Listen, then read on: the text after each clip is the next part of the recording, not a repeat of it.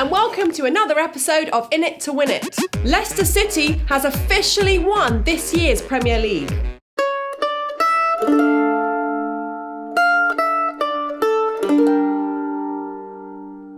A few moments later.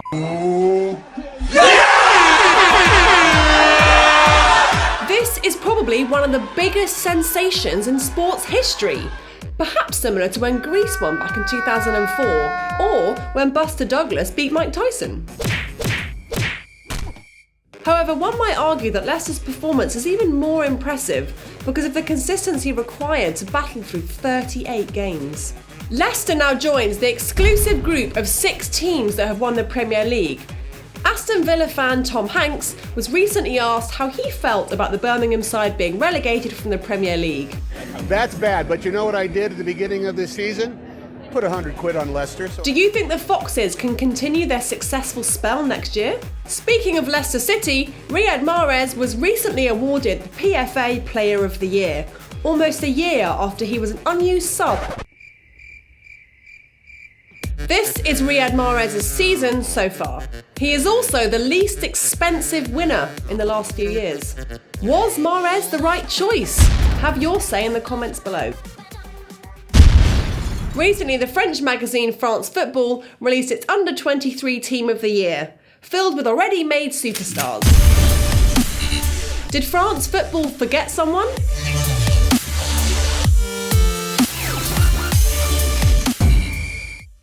Recently, we at Betsafe teamed up with our premium partner FC Köln and the awesome guys from the YouTube channel Freekickerz. So we decided to let FC Köln and Freekickerz fight it out in a couple of passing and shooting challenges to see if Köln had what it takes to beat the Freekickerz side. One of the challenges consisted of recreating famous free kicks.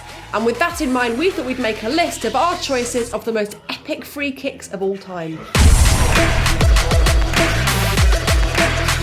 The Swede strikes the ball and creates one of the most impossible curls ever seen and takes the ball around the wall from one post to the other. The Paraguayan goalkeeper scored 62 goals in his professional career. He said his own secret of shooting was being tall while having exceptionally small feet, measuring a size 6 in shoes. A free kick from about 40 yards out where everyone thought the Brazilian would go for a cross, Ronaldinho abolished the middlemen and scored himself. As of today, Seaman still has nightmares. With the nation's hopes resting on Beck's pristine white boot, he produced one of the most replayed free kicks ever, taking England to the 2002 championships. The Brazilian seemed to aim at the ball boy to the right of the goal. Instead, he chose to ignore the laws of physics to create this absolute masterpiece. Inter's recent clash with UDINESE was the first game in the Serie A history to feature no Italian players in the starting lineups for both teams.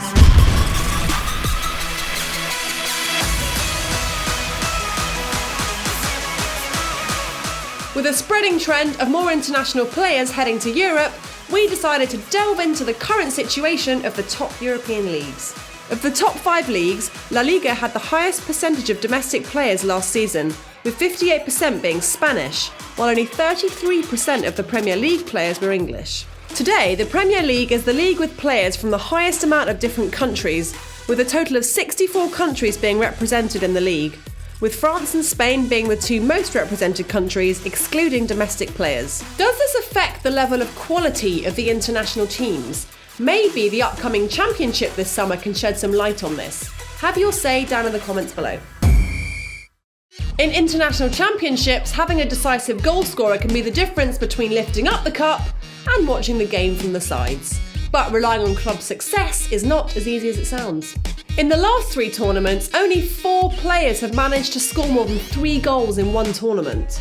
In the last time around in Poland and Ukraine 2012, no one was able to beat the 3-goal curse. That's it for another episode of In It to Win It. As always, make sure to comment, like and subscribe. And don't forget to check out the videos we made with FC Köln and Freekickerz.